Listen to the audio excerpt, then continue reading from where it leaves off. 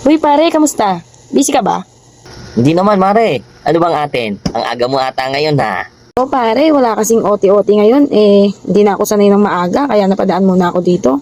Baka pwede makapagkwentuhan muna sa'yo, pampantok lang. Oo naman, Mare. Ikaw pa ba? Sige, bago tayo magsimula, kumain ka muna. Magkukot muna tayo dyan. Naka pare ha? Naalala mo ba, Mare? Nung kabataan natin, nung naglalaro kayo. Yung hiyakas nung, nung naglalaro kayo. Hindi ako makasali.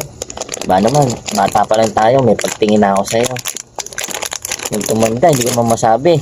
Siyempre, nahihiya pa rin ako. Ano kayang dapat natin gawin, Mare? Ay oo pare, naalala ko yung mga panahon yun. Tingin ka nga ng tingin sa akin eh. Tuwing naglalaro tuloy kami ng mga kaibigan ko, naiilang ako makipaglaro ng maayos sa kanila. Paano? At nililingon ako, nakatingin ka sa akin. Siyempre, tinititigan kasi kita. Ayoko mawala sa paningin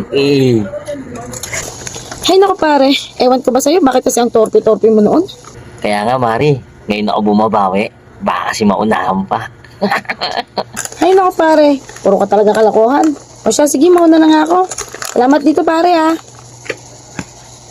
Mare, pag may time ka, dandang ka lang dito. Love you!